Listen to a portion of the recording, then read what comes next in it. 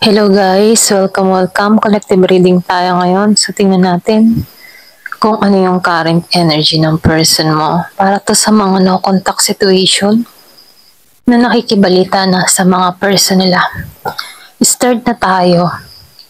Give me the message for collective. Ano yung current energy ng person mo? Ano yung current energy niya ngayon?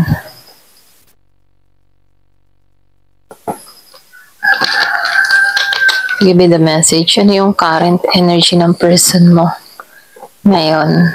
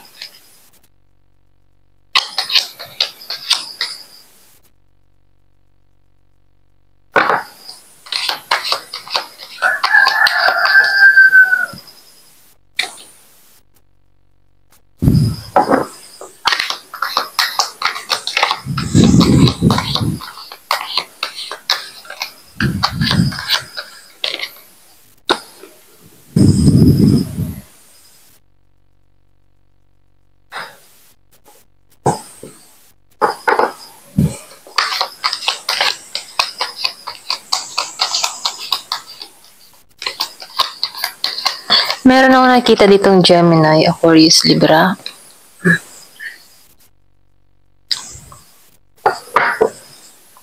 Merong Aries.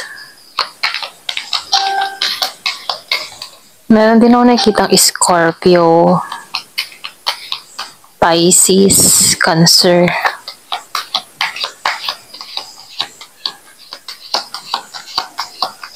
Meron ka ditong tao na nagiging logic sa sitwasyon.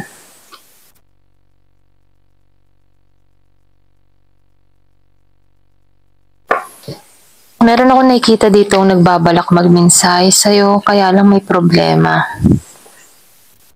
Meron to mga problemang kinakarap at ito yung pumipigil sa kanya kung bakit hindi agad-agad ito nagme-message sa'yo. Pero itong tao mo nagiging matalino sa panahon ngayon, yung sitwasyon, sa mga desisyon, nagiging siyang matalino ngayon. Meron akong nakikita ang gusto na nitong ikat. Meron itong gustong tanggalan, meron itong gustong baguhin. Pwedeng sa pag-uugali niya, pwede sa mga nangyayari sa kanya, meron siyang gustong alisan. Kaya lang dito, tingin ka ng tao na to, masyado kang may authority. So nakita ko sa inyong dalawa, ikaw yung masyadong mataas or pwede rin sabihin na tingin ka ng tao neto na hindi ka papatalo.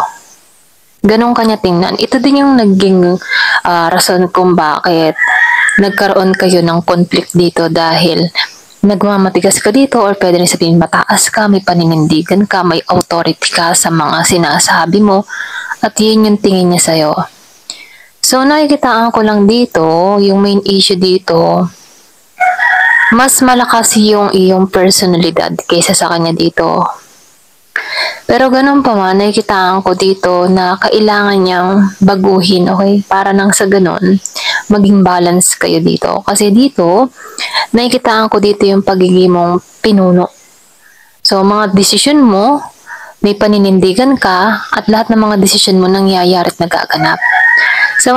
Samantalang itong tao na to, nakikitaan ko sa past, hindi siya nanindigan sa kanyang mga pangako sa'yo, sa kanyang mga sinabi sa'yo.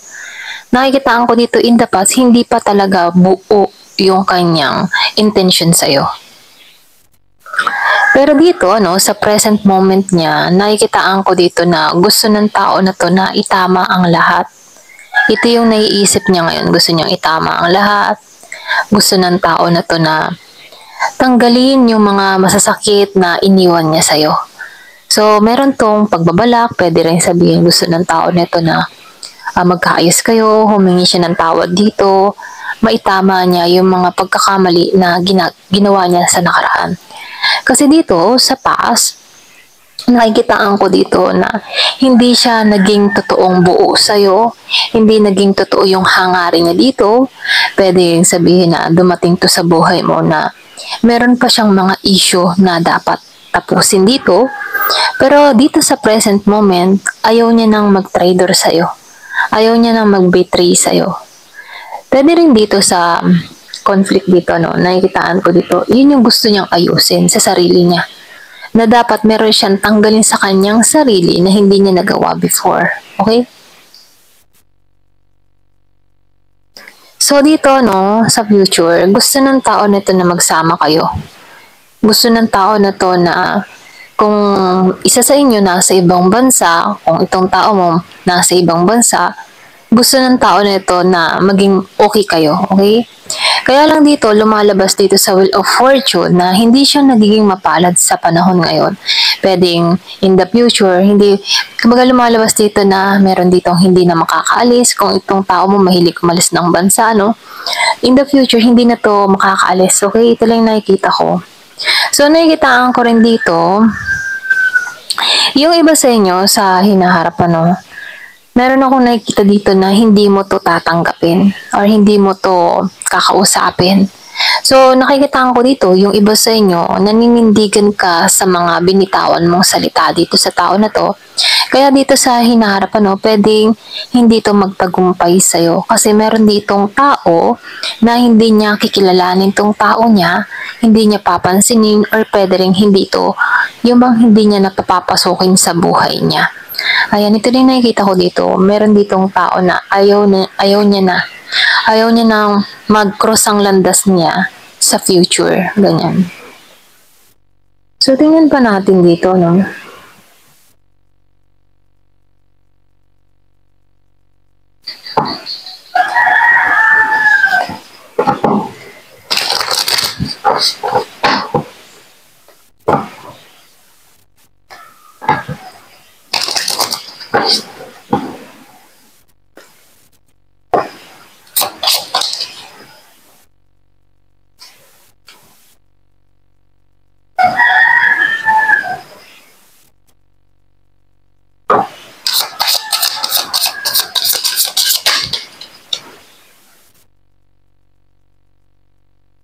So, nakikitaan ko dito, yung iba sa inyo, itong tao mo, hindi niya pinanghawakan, okay?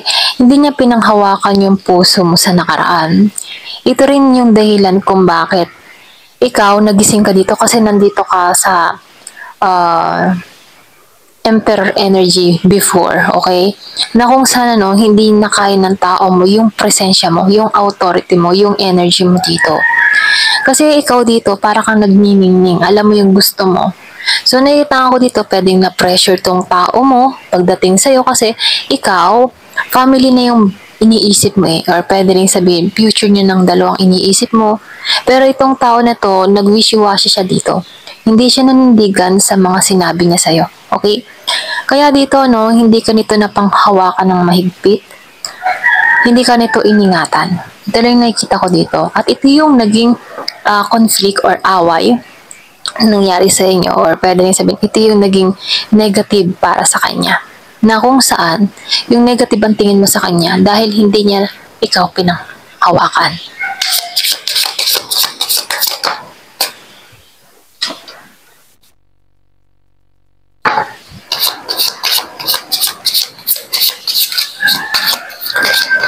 So, nakikitaan ko din sa nakaraan, dumating din sa point na gusto mong ayusin ito. Okay? Kaya lang, dahil itong tao mo hindi ka pinanghawakan, nakikitaan ko dito na meron ditong gusto ng connection. Kaya lang, nakikitaan ko dito, hindi to naging totoo sa'yo. Sa future, ano, sa past, ito lang nakikita ko. Sa past, hindi ka niya pinanghawakan.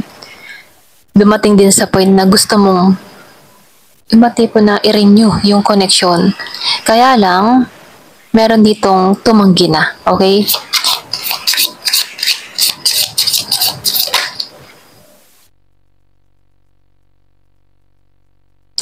So, nakikitaan ko dito sa present moment, ano, pinoprotektahan mo yung puso mo. Kumbaga babala to para sa'yo.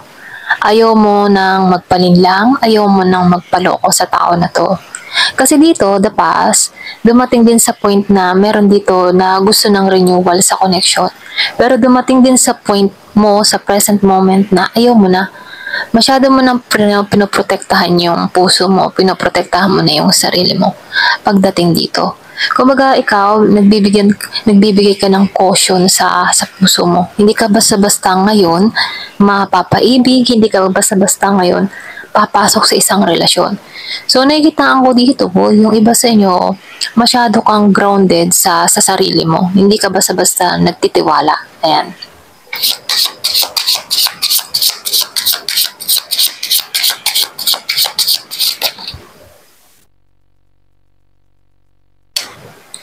Sa future, nakikitaan ko dito, meron dito magsosorpresa sa'yo. Kumbaga, meron dito na mabibigla ka na bigla na lang itong lalapit at magpapahayag ng kanyang nararamdaman sa'yo. Kaya dito, sa present moment, masyado kang protektado sa puso mo, sa heart mo. Kaya lang sa future, nakikitaan ko dito na itong tao mo magbabalik to or pwede rin sabihin bigla ang magpaparamdam sa'yo at magpapahayag ng kanyang nararamdaman dito. Kasi itong tao mo, kaya ito'y biglang magpaparamdam sa'yo. Kung ito ay nasa ibang bansa at hindi na kung baga, ang trabaho nito ay iba-ibang bansa, pupunta sa malayong lugar dahil sa trabaho, meron akong nakikita dito hindi na makaalis. Kaya itong tao nito biglang tatawag sa'yo, magpapahayag ng kanyang nararamdaman, okay? Meron kasi ako nakikita dito, yung iba sa inyo, meron kang tao dito na hindi nagiging mapalad sa hinaharap, okay? Kumbaga ito yung parating sa kanya. Pwedeng meron siyang problema or pwede rin hindi na makalis ng bansa or pwede rin sabihin na meron ditong pangyayari na nagaganap sa tao mo sa panahon ngayon na kung sana sa future hindi niya na magawa. Okay? Pwedeng tumatanda na, umiidad na, mga ganun.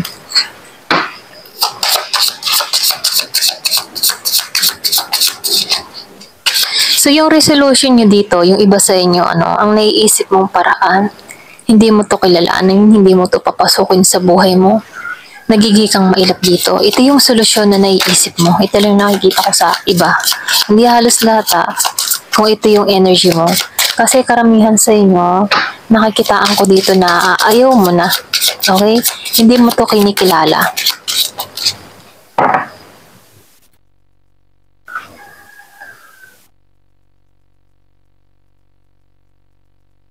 So nakikitaan ko dito, tinatanggal mo yung puso mo pagdating sa tao na to. Kumbaga, dito, pinoprotektahan mo yung puso mo.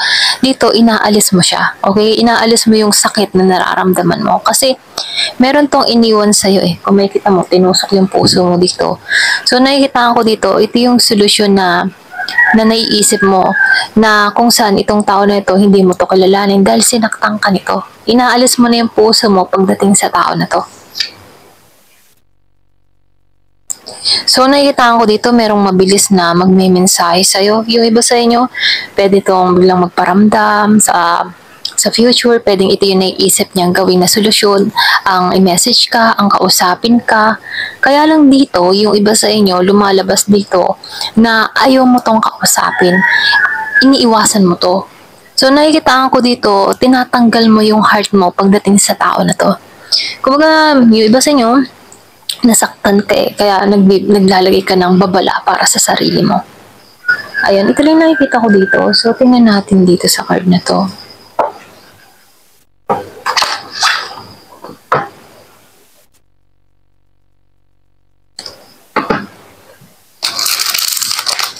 Meron ako nakikitang Aries, Leo, Sagittarius, Gemini, Aquarius, and Libra. Meron ding Taurus, Scorpio, Cancer, and Pisces. So, ito lang nakikita kong zodiac sign dito or pwede rin sabihin na meron siya sa birth chart nito. Okay? So, kung alam mo yung kabuuan ng birth chart niya, pwedeng narito yung energy ng tao mo. Okay? Ayan.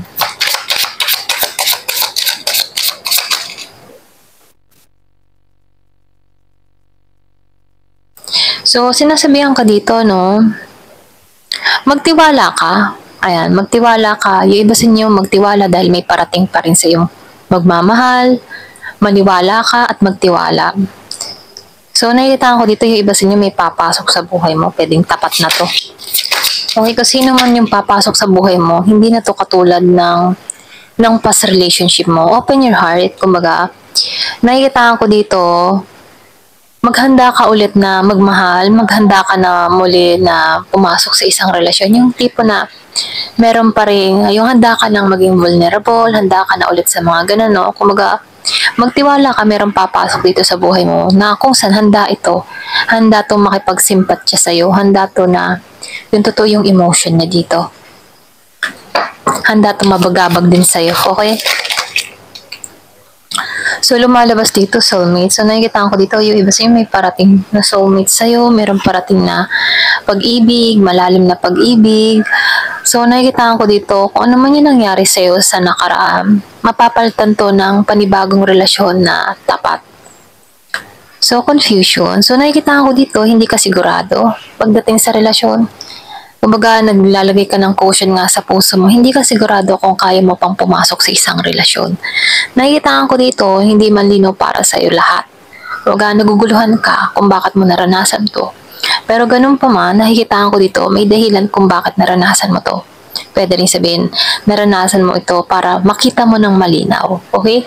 Kung ano ba yung dapat baguhin. So, nakikita ko dito, pwede rin tinanggal to sa buhay mo para pumasok tong bago na totoo magmamahal sa'yo. Kaya sinasabihan ko dito, no, magbukas muli ang puso mo. Or pwede rin ito yung magbubukas sa puso mo.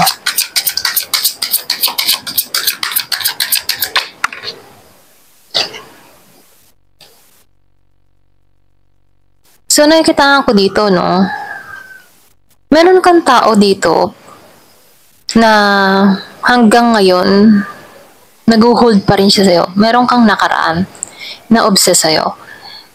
May nag-iispiya. Okay? Sa hinaharap, mag-iispiya to sa'yo or pwede rin nagsisimula na to mag-ispiya sa'yo. Nagsisimula na tong tingnan kung ano nangyayari sa'yo. Nagsisimula na to na yung bang tipo na panghawakan ka niya dito, ayoko niyang pakawalan. Kung sa isip niya dito, hindi ka mapupunta sa iba, kanya ka lang, mga ganon. So, nakikita ko dito, meron dito hindi makarecover sa'yo.